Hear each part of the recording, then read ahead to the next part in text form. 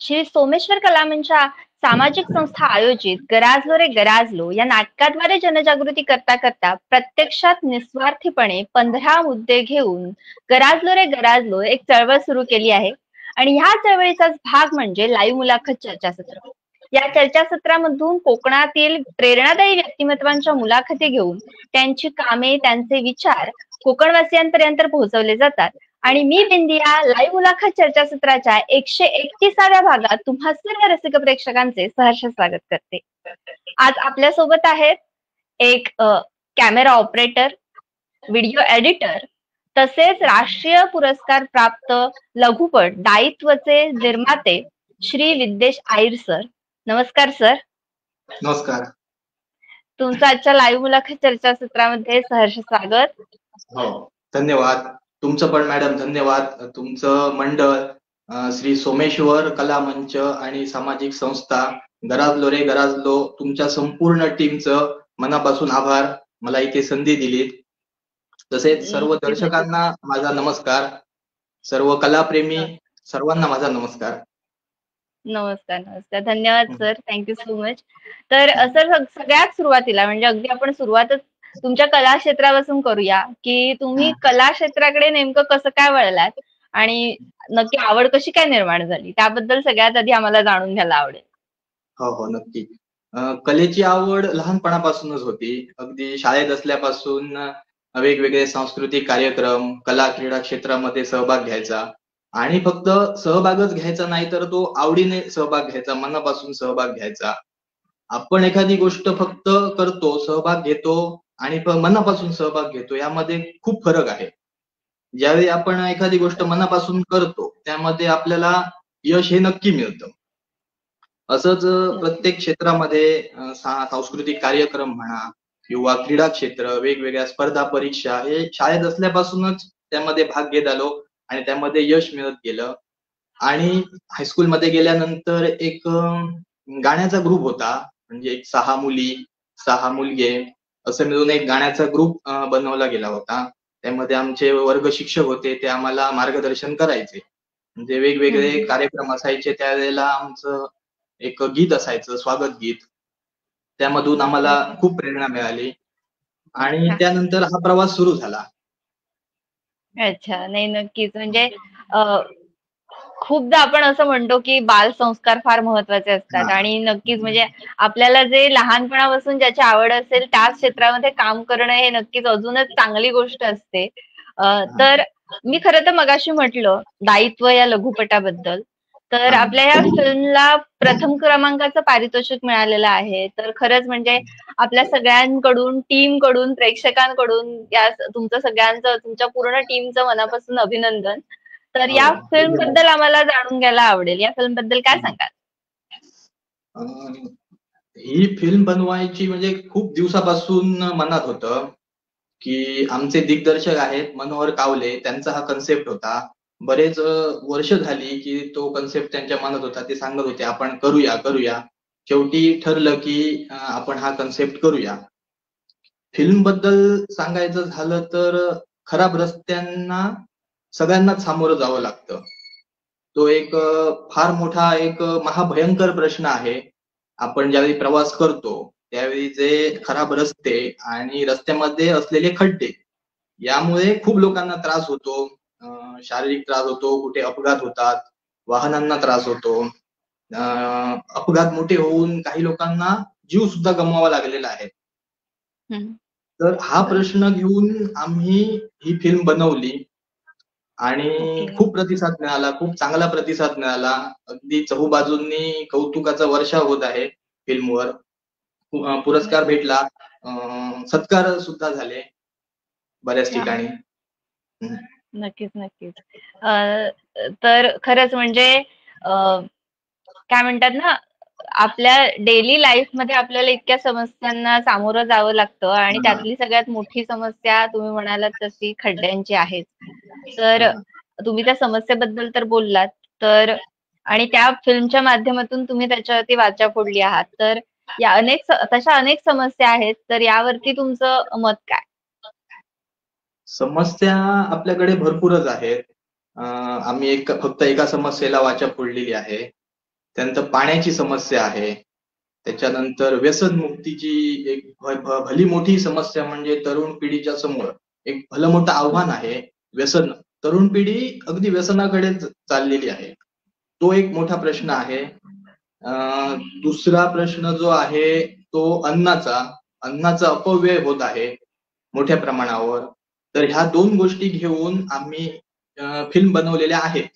आमच्या अथर्व अच्छा. मराठी या युट्यूब चॅनेलवर जाऊन पाहू शकता. मी विनंती करेन दर्शकांना की त्या नक्की फिल्म पहा. दायित्व ही फिल्म तुम्ही पाहाच, पण त्या इतर ज्या फिल्म आहेत त्या तुम्ही पाहू शकता. कायापालट नावाची एक फिल्म आहे ती व्यसनमुक्तीवर आहे. आणि एक दाणा म्हणून एक फिल्म आहे ती अन्नाचा अपव्यय त्यावर आहे. तो मूकपट आहे. त्यानंतर अच्छा. शिक्षणाचा एक आहे शॉर्ट फिल्म आहे. मोबाईलचा गैरवापर लहान मुलं करतात. त्याच्यावरती ओके. फिल्म बनवलेली आहे. त्यानंतर अजून प्रश्न तुम्ही जे विचारलेत, तर वैद्यकीय हं. आरोग्य हं, सुविधा हं. हा एक भला मोठा प्रश्न आहे आपल्या इकडे कोकणात म्हणा किंवा सिंधुदुर्गात म्हटलं तरी चालेल. कारण हं. सिंधुदुर्गातील जे पेशंट आहेत, ते बांबोळीला न्यावे लागतात. अच्छा. आणि त्या ठिकाणी म्हणजे अनुभव आलेला प्रश्न मी तुम्हाला सांगतो, की आपला मराठी माणूस उपचार घेण्यासाठी बुवा बांबोळी येथे जातो आणि त्या ठिकाणी डॉक्टरांशी बोलावं लागतं हिंदी. हा एक हं. मोठा प्रश्न आहे. त्यांना ना मराठी येत, ना आपली कोकणी भाषा येत, मालवणी भाषा येत. असा भला मोठा प्रश्न आहे. इथे जर काहीतरी सुविधा झाल्या, आरोग्य सुविधा, हॉस्पिटल म्हणा, तर तिकडे जावं लागणार नाही. नक्की. हं. हां, ही एक खरंच म्हणजे खूप मोठी समस्या आहे. आपल्या कोकणच्या पूर्ण पट्ट्यामध्येच आहे असं म्हणायला काही हरकत नाही. म्हणजे हां. खूप मोठं काहीतरी तर गोवा तरी आता सिंधुदुर्ग साठी गोवा जवळ पडतं म्हणून गोव्यात तरी अदरवाईज मग मुंबई, पुण्यासारख्या ठिकाणीच मोठी समस्या असेल तर जावं लागतं हो, हो. अ, उपचारासाठी मेन म्हणजे. उपचार. पण नक्कीच. ते उपचार जर आपण तिकडे येस, येस. त्यावर थोडं बोलू इच्छितो मी, की नक्कीच. त्या ठिकाणी खूप पेशंट असतात. म्हणजे भरपूर पेशंट असतात. असं नाही की बाबा हे ओळखीचे आहेत आणि त्यांना लवकर उपचार केले, असं नाही होत. तिकडे वेळ लागतो हं, खूप. हं. तो नक्कीच, एक फार मोठा प्रश्न आहे. नक्कीच, नक्कीच. हं. खूप मोठा खूप म्हणजे तुम्ही अ, लघुपटांच्या माध्यमातून नक्कीच म्हणजे अ, खूप मोठी जनजागृती करताय आणि खरंच ज्या समस्या आहेत त्या नक्कीच लोकांपर्यंत पोहोचवताय. नक्कीच ह्या हायर अथॉरिटीज पर्यंत सुद्धा पोहोचल्या पाहिजेत जेणेकरून त्यावरती लवकरात लवकर काहीतरी मार्ग निघेल. तुम्ही मगाशी म्हणालात, की आपण मगाशी दायित्वाबद्दल बोललो. मला एक गोष्ट अजून जाणून घ्यायला आवडेल, की हा लघुपट आम्ही कुठे बघू शकतो आणि नक्की म्हणजे कशा पद्धतीने राष्ट्रीय पुरस्कार मिळाला त्यावेळेचा एकंदर थोडासा अनुभव आमच्यासोबत शेअर केलात तर आवडेल. अथर्व मराठी या YouTube चॅनलवर जाऊन तो लघुपट तुम्ही बघू शकता किंवा डायरेक्ट जर सर्च केलं दायित्व मराठी लघुपट किंवा दायित्व मराठी शॉर्ट फिल्म असं सर्च केल्यानंतर तो पहिल्या दुसऱ्या नंबरला नक्कीच येईल. कारण सध्या ट्रेंडिंग मध्ये असल्यामुळे तो पहिल्या नंबरला नक्कीच येईल. नक्कीच, नक्कीच. आणि एकंदर अनुभव कसा होता जेव्हा अनु पुरस्कार मिळाला त्यावेळेचा? अनुभव खूपच चांगला होता. ज्यावेळी आपण प्रयत्न करतो आणि आपल्या प्रयत्नांना यश मिळतं, त्यावेळी खूप चांगलं वाटतं. कुठेतरी आपली नक्कीच. मेहनत फळाला लागलेली असते आणि तो अनुभव खूप चांगला असतो. तो जो आनंद जो असतो, तो खूप मोठा असतो, गोड असतो. नक्कीच, नक्कीच, नक्कीच. आणि जेव्हा आपण असं नावच पहिलं येतं किंवा आपण असं आपल्या नावाच्या समोर ते येतं, की राष्ट्रीय पुरस्कार प्राप्त. त्यावेळेला नक्कीच म्हणजे तुम्हाला जितका अभिमान वाटत असेल, त्याहूनही जास्त म्हणजे कोकणवासीय म्हणून आम्हाला सगळ्यांनाच त्याचा अभिमान जास्त वाटतो. अ, यासोबतच मला एक गोष्ट सांगायची आहे, ते म्हणजे आपलं जे कोकण आहे ते ॲक्चुअली कलाकारांची खाण आहे, असं आपण म्हणतो. पण या कुठेतरी खाणीतील कलाकारांना हवा तसा वाव मिळत नाही, असं आपल्याला दिसतं. तर यावर तुमचं मत काय? कलाकार बरेच कलाकार आपल्या कोकणातून घडलेले आहेत. तुम्हाला माहितीच आहे. अगदी दिग्गज कलाकार सुद्धा आपल्या कोकणातून आहेत. पण सध्या अशी परिस्थिती आहे की बॅक स्टेजला जे कलाकार आहेत त्यांना वाव मिळत नाही. तो प्रश्न तुमचा बरोबर आहे. त्यांना संधी मिळत नाही आणि त्यांना एक प्लॅटफॉर्म उपलब्ध होत नाही. ते आम्ही तो प्लॅटफॉर्म मिळवून देण्याचं काम आम्ही करतो. आमच्या शॉर्ट फिल्ममध्ये सर्व शॉर्ट फिल्ममध्ये सगळे नवोदित कलाकार आहेत. सगळ्या नवोदित कलाकारांना आम्ही संधी दिलेली आहे. फक्त प्रश्न काय होतो त्यांचा प्रॉब्लेम की ज्यावेळी कॅमेरा फेस करतात त्यावेळी ते घाबरतात. त्यांना अनुभव नाहीये कॅमेरा फेस करायची. कितीही ज्यावेळी ते सराव करतात आणि ज्यावेळी ऍक्च्युली समोर त्यांच्या कॅमेरा येतो त्यावेळी ते घाबरतात आणि ती भीती कुठेतरी त्याच्या चेहऱ्यावर दिसते आणि ज्यावेळी ते बोलतात त्या डायलॉग मधून ती भीती जाणवते. तर आम्ही अशा नवोदित कलाकारांना संधी देऊन त्यांची भीती आम्ही दूर करतो. अगोदर त्यांचा सराव घेतो, त्यांना आम्ही सांगतो की कसं करायचं, काय सर्व आम्ही त्यांना गाईडन्स करतो. आणि नवोदित कलाकारांना आम्ही संधी दिली. अजूनही भरपूर कलाकार आहेत आमच्याकडे की आम्हाला संधी द्या, आम्हाला संधी द्या.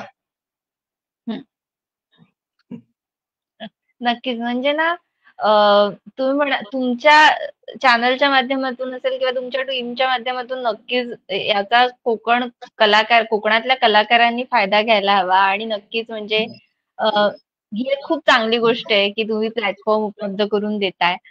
तर सर कला क्षेत्र किंवा इतर क्षेत्रांमध्ये ना काही लोकांना प्रयत्न करून देखील यश मिळत नाही. तर यावर आपलं मत काय? आणि यामध्ये तुमच्या अनुभवानुसार तुम्ही काय सांगाल? म्हणजे काय केलं पाहिजे एक्झॅक्टली कलाकारांनी किंवा कुठल्याही क्षेत्रामध्ये काम करत असते त्याच्यात? बरीच असे मंडळी आहेत, तरुण पिढी आहे की भरपूर मेहनत करतात ते, पण त्यांना यश मिळत नाही. तर यामागे माझा अनुभव मी सांगतो. मला जो अनुभव आला, 2 फार मोठ्या गोष्टी आहेत. एक म्हणजे त्यांच्या मनात असलेली भीती आणि दुसरी गोष्ट म्हणजे नकारात्मकता. ह्या 2 ज्या गोष्टी आहेत ह्या आपल्याला यशापासून लांब ठेवतात. म्हणजे खूप म्हणजे मनात भीती म्हणजे मी उदाहरण तुम्हाला सांगतो त्यामुळे लवकर समजेल. माझंच उदाहरण सांगतो मी तुम्हाला की मला आता ऑडिशनला जायचं आहे. कला क्षेत्राशी निगडीत आपण उदाहरण घेऊया. एक 15 दिवसांनी एका मराठी मालिकेचं ऑडिशन आहे आणि मला तिथे एक ऍक्ट सादर करायचं आहे. मी खूप मेहनत घेतलेली आहे. 1-2 मिनिटाचा डायलॉग मी तयार केलेला आहे. त्यावर मेहनत घेतोय. आणि गेलो मी समोर कॅमेरामन आहे, त्यानंतर कास्टिंग डायरेक्टर समोर आहेत. अजूनही दिग्गज आहेत, डायरेक्टर आहेत. आणि मला तिथे ऍक्ट सादर करायचं आहे. पण माझ्या मनात भीती आहे. मी सगळे प्रश्न विचारतो, मला ते जमणार का? माझ्याकडून ते होणार का? मी ते करू शकतो का? प्रत्येक गोष्टीच्या पुढे मी प्रश्नचिन्ह लावत जातोय. त्यामुळे कुठेतरी भीती माझ्या मनात आहे. आणि शेवटी ती भीती माझ्या चेहऱ्यावर दिसते आहे. ती भीती माझ्या नजरेत दिसते आहे. आणि त्याचा शेवटी परिणाम म्हणजे माझं जे बोलणं असेल, त्यामध्ये एवढी ताकद नसेल, ते जे एक्सप्रेशन आहे, ते येऊ शकत नाही. हे भीतीचे परिणाम होतात. नक्कीच. त्यामुळे तिथे ऍक्ट डाऊन होतो आणि त्यांना आवडत नाही. त्यांना समजतं कारण समोर जे दिग्गज बसलेले असतात, हे एक्सप्रेशन ओळखण्यात एक्सपर्ट असतात. आणि दुसरं एक उदाहरण मी तुम्हाला देतो निगेटिव्हिटीचं. म्हणजे क्रीडा क्षेत्राशी निगडीत असलेलं उदाहरण मी तुम्हाला देतो, की मी व्यायामपटू आहे. मी एक वजनाचं तुम्हाला उदाहरण देतो, की समोर माझ्या एक 10 किलोचं वजन आहे आणि ते मला उचलायचं आहे. आणि मी समोर माझ्या वजन आहे आणि मी तिथे विचार करतोय, की हे वजन मला उचलणार का? मी ते वजन उचलू शकतो का? हे माझ्याकडून होऊ शकतं का? म्हणजे प्रत्येक प्रश्नचिन्ह लावतोय. आणि त्याच पद्धतीने हे जे प्रश्न विचारले आपल्याला किंवा सर्व दर्शकांना माहीतच असेल, की आपल्या मेंदूतून संपूर्ण ऊर्जा आपल्या शरीरामध्ये प्रसारित केली जाते. तर तसे प्रश्न विचारल्यानंतर त्या प्रकारची ऊर्जा आपल्या शरीरामध्ये येते आणि शेवटी ते वजन काही उचललं जात नाही. या उलट आपण काय करू शकतो, की मी समोर माझ्या वजन आहे आणि मी म्हणतोय, हे वजन मला उचलायचं आहे. ते वजन मी उचलणार आणि ते मला करून दाखवायचं आहे. त्या पद्धतीची जी कमांड आहे ती आपल्या मेंदूमध्ये प्रोव्हाईड झालेली आहे आणि त्याच प्रकारची ऊर्जा शरीरामध्ये आपल्या गेल्यानंतर ते वजन अगदी 10 किलोचं वजन अगदी 2 किलोच्या वजनाप्रमाणे आपण सहज उचलू शकतो. हा माझा अनुभव आहे. नक्कीच. नक्कीच, नक्कीच. नाही म्हणजे तुम्ही जसं म्हणा आपण आपण खरं तर खूपदा बोलतो, की mind is a powerful tool हा आणि ही गोष्ट अगदी खरी आहे, की सगळं इथून चालतं. जे काही हा करायचंय, जे काही ध्येय आहे ते इथून केलं, की नक्कीच ते पूर्णत्वास येतंच. खूप सुंदर मार्गदर्शन सर याबद्दल झालं. आणि यासोबतच ना अ, खरं तर आपल्या चळवळीचा पण हा एक भाग आहेच असं म्हणायला हरकत नाही. तर आपलं कोकण हा स्वर्ग आहे आणि आपण असं खूपदा म्हणतो, अनुभवतो सुद्धा. पण हा स्वर्ग कुठेतरी आपल्याला हळू ढासळताना दिसत आहे. तर यावर तुम्ही काय सांगाल? आपलं कोकण हे स्वर्ग आहेच, त्याबद्दल काही प्रश्नच नाही. स्वर्ग होतं आणि स्वर्गच राहणार. फक्त जर काय ढासळलं, जर काही ढासळलं तर मी असं लोकांना असं जनतेला दोष देत नाही. मी माझ्यापासून सुरुवात करतो.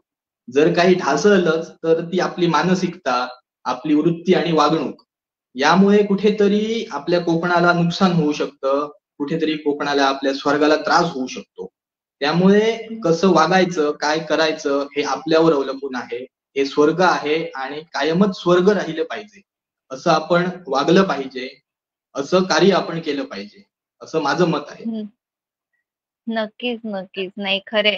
म्हणजे आपल्यापासूनच सुरुवात करणं ही हां. सगळ्यात मोठी गोष्ट आहे आणि खरंच म्हणजे अ, खूप लोक कोकणाकडे आपलं आपोआप वळतात.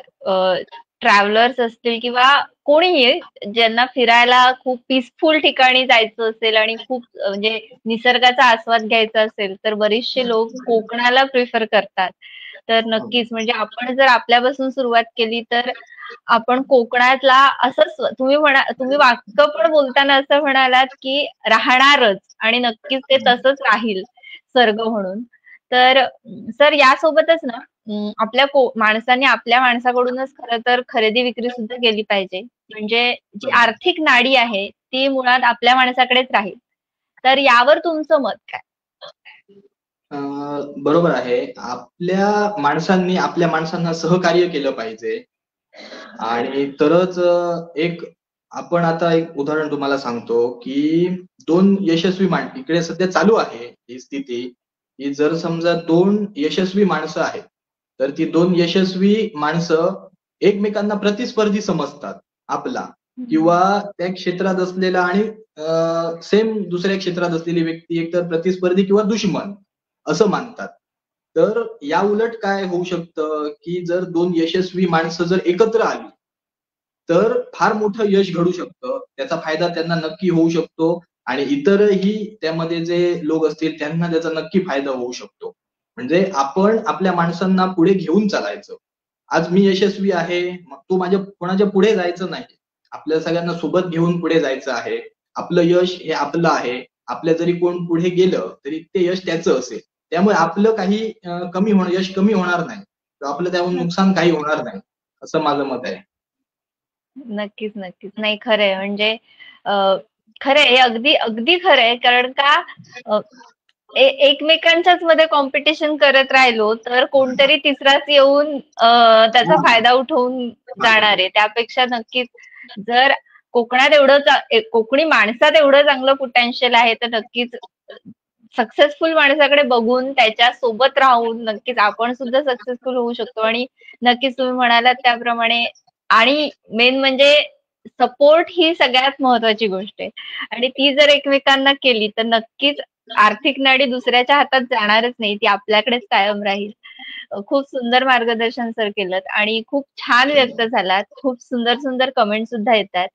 तर सर आजची परिस्थिती पाहिली तर बहुतांश प्रमाणात लोक सुशिक्षित आहेत, पण तरी सुद्धा कुठेतरी अशिक्षितासारखे त्यांची वागणूक आपल्याला बघायला मिळते. तर त्यावर तुम्ही काय सांगाल? जरी फक्त आता जे सुशिक्षित आहेत आणि ते अशिक्षित असल्यासारखे वागतायत, त्यांना फक्त पुस्तकी ज्ञान आहे, असं माझं म्हणणं आहे. हं, जर बाकी समाजात भरपूर सामाजिक ज्ञान आहे, व्यावहारिक ज्ञान आहे. फक्त आपल्याला पुस्तकी ज्ञान घेणं किंवा एखादी डिग्री घेणं, सर्टिफिकेट घेणं महत्त्वाचं नाही आहे. आपण सामाजिक कार्यक्रम आहेत, सामाजिक उपक्रम आहेत, त्यामध्ये आपण सहभाग घेतला पाहिजे. त्याच्यानंतर भरपूर अशा चळवळी सुद्धा असतात, त्यामध्ये सहभाग घेतला पाहिजे. 4 लोकांच्या गाठीभेटी घेतल्या पाहिजेत. त्यामुळे आपल्याला सामाजिक ज्ञान प्राप्त होतं. आणि फक्त घरात बसून एका ठिकाणी जर राहिलो तर आपल्याला समाजामध्ये जे काय चालतं ते समजणार नाही. म्हणजे कुठच्या पद्धतीने व्यवहार चालत आहेत किंवा आपला देश कुठे जातोय, काय प्रगती होते हे आपल्याला माहित नसतं. तर असं म्हणजे एक अज्ञानाचं अंधार त्यांच्याकडे असतो. जरी सुशिक्षित असले, तरी थोडा अज्ञानाचा अंधार त्यांच्याकडे असतो. तर असं जर केलं तर ते दूर होऊ शकतं आणि आपल्याला सामाजिक ज्ञान प्राप्त होऊ शकतं.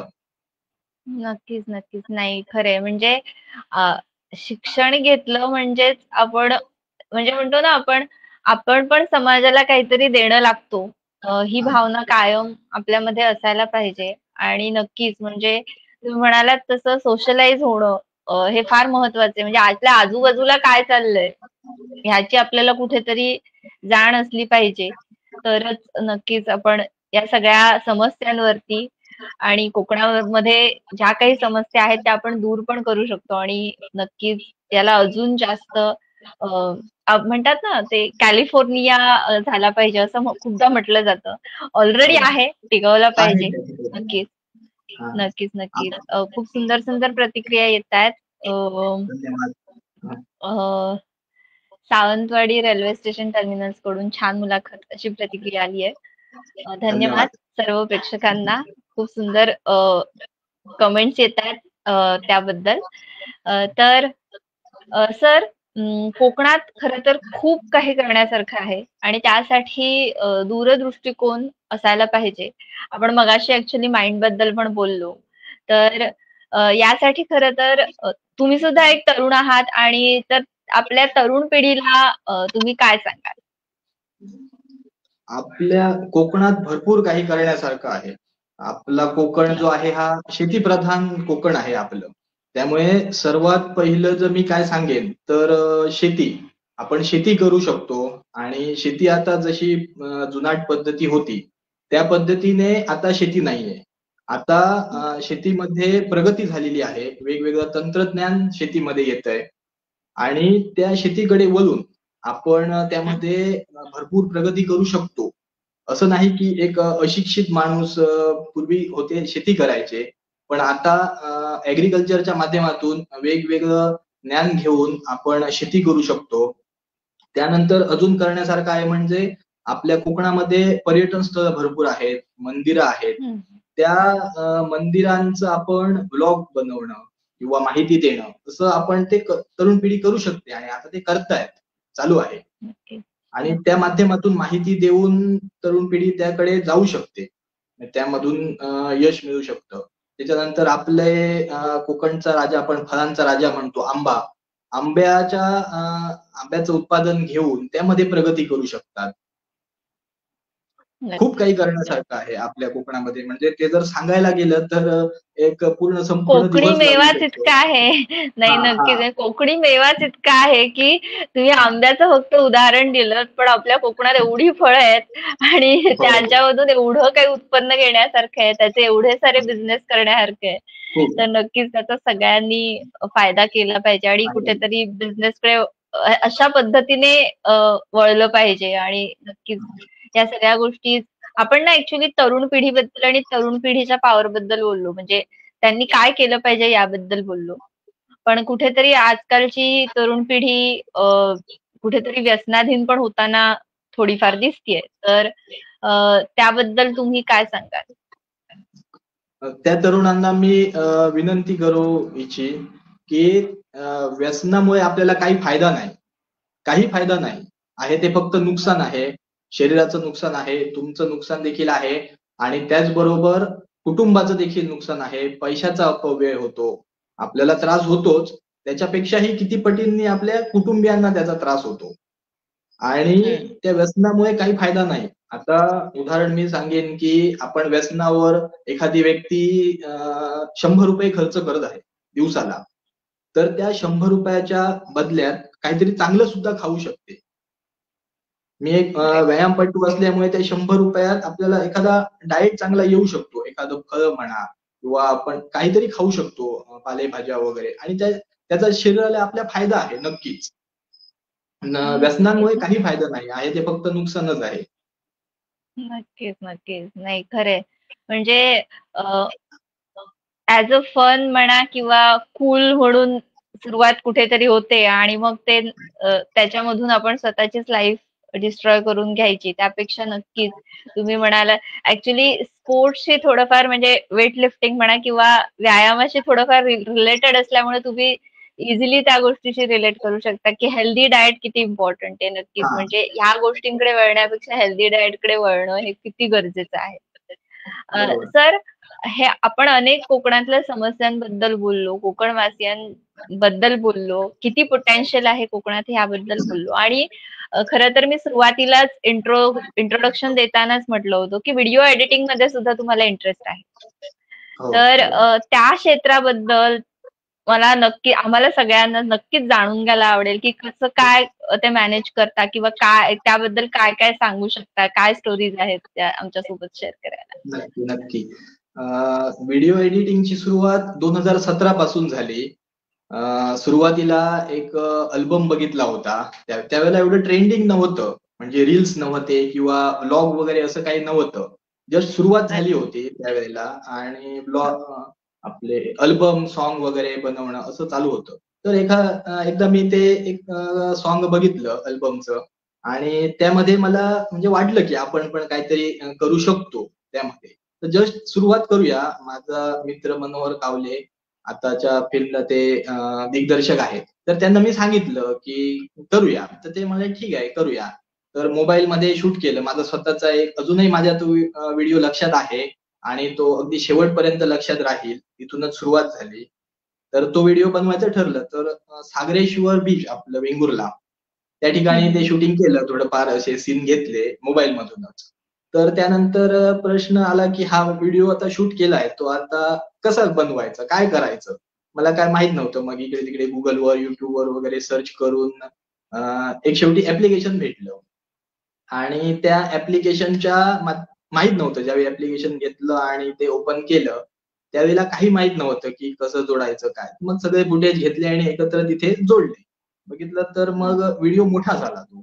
म्हणजे एक 5 मिनिटाचा व्हिडिओ झाला. त्यानंतर लक्षात आलं की जे नको असलेला भाग असतो तो कट करायचा असतो. तर मग हम्म. पुन्हा त्यावर काम सुरू झालं. म्हणजे एक 7-8 व्हिडिओ बनवल्यानंतर 1 मिनिटाचा जो व्हिडिओ झाला, तो फायनल व्हिडिओ मोबाईल ऍप्लिकेशनच्या माध्यमातून रेडी झाला. त्यानंतर तो व्हिडिओ Facebookवर शेअर केला. त्यानंतर मित्रांच्या खूप चांगल्या प्रतिक्रिया आल्या. म्हणजे खूप लोकांना तो आवडला व्हिडिओ. त्यानंतर तिथून प्रवास सुरू झाला. त्यानंतर असं समजलं की ह्या क्षेत्रामध्ये आपण काहीतरी करू शकतो. त्यानंतर नेक्स्ट लेव्हलचं काहीतरी करूया असा विचार आला. त्यानंतर वेंगुर्ल्यावर एक व्हिडिओ बनवला. अच्छा. मंदिरं आहेत किंवा आपलं सागरेश्वर बीच वगैरे आहे, बंदर आहे. तर तिकडे जाऊन शूटिंग करून तो एक व्हिडिओ 5 मिनिटाचा व्हिडिओ बनवला. तर त्या व्हिडिओला भरपूर प्रतिसाद मिळाला. लाखो व्ह्यूज YouTubeला तुम्ही तो पाहू शकता. आमचा वेंगुर्ला नावाचा व्हिडिओ आहे. 2 नक्की. 2-2.5 लाखाच्या पेक्षा जास्त त्यावर व्ह्यूज आहेत. तर त्या वा. व्हिडिओमध्ये सुद्धा यश आलं. तो मोबाईल ऍप्लिकेशनच्या माध्यमातून एडिट केलेला. त्याच्यानंतर अजून काहीतरी नेक्स्ट करूया. त्यानंतर चर्चा केली मी, आणि असं ठरलं की आपण शॉर्ट फिल्म बनवूया. तर शॉर्ट फिल्म मग काय बनवायची? तर व्यसनमुक्तीवर एक गहन प्रश्न होता व्यसनमुक्तीचा. तर त्याच्यावर हम्म. कायापालट नावाची शॉर्ट फिल्म बनवायचं ठरलं. त्यानंतर आम्ही लिखाण वगैरे आम्ही स्वतःच केलं.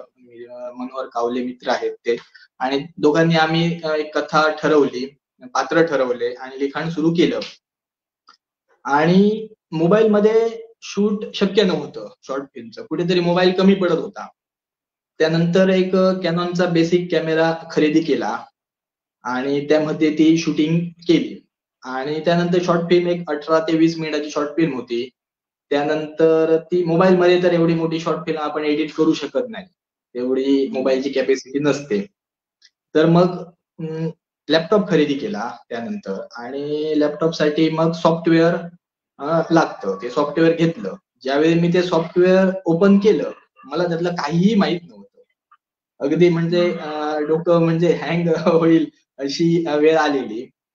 त्यानंतर ते तसेच बंद करून ठेवलं. त्यानंतर मग हळू माहिती घेतली. हळू थोडं त्यामध्ये नॉलेज घेतलं आणि त्यानंतर सॉफ्टवेअरमध्ये सुरुवातीला Edius Pro नावाचं सॉफ्टवेअर होतं. त्याच्यावर मी ते काम केलं. त्याच्यानंतर Premiere Pro एक सॉफ्टवेअर आहे. त्यानंतर शॉर्टकट नावाचं सॉफ्टवेअर आहे. अशा 3 सॉफ्टवेअरवर मी काम केलं आणि ती कायापालट नावाची शॉर्ट फिल्म एडिट केली. तर त्या शॉर्ट फिल्म बद्दल सांगायचं म्हणजे की ट्रेलर बनवला आम्ही 1 मिनिटाचा आणि तो Facebookवर आम्ही शेअर केला.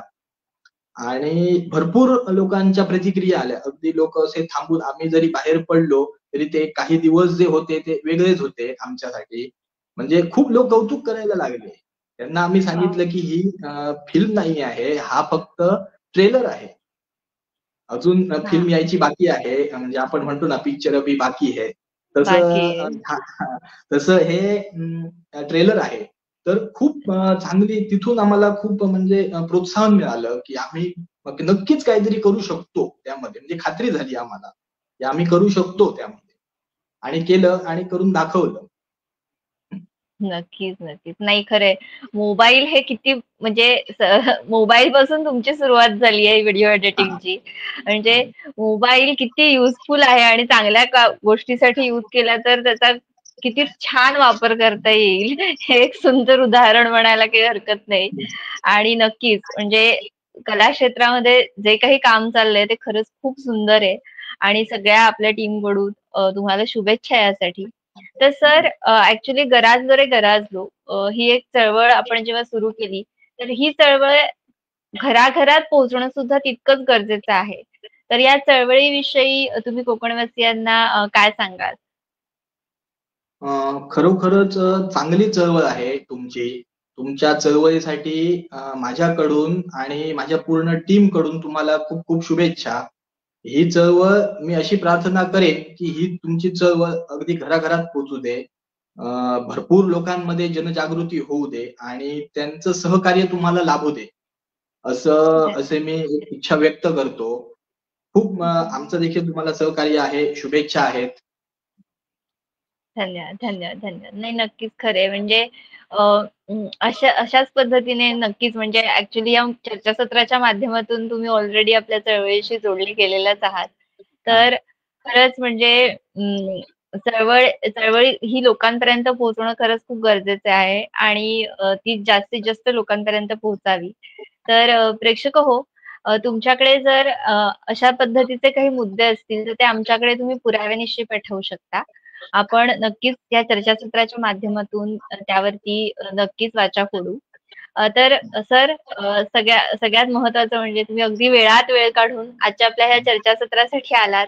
त्याबद्दल खरंच मनापासून आभार. तुमच्याशी गप्पा मारून मला खरंच खूप छान वाटलं आणि प्रेक्षकांच्या प्रतिक्रिया सुद्धा खरंच खूप सुंदर आहेत. तर तुम्ही आज या चर्चासत्रासाठी उपस्थित राहिलात त्याबद्दल खरंच मनापासून आभार. अजून आणि तुमच्या अजून एक पुढच्या थोडंसं वाटचालीसाठी खरं तर खूप शुभेच्छा.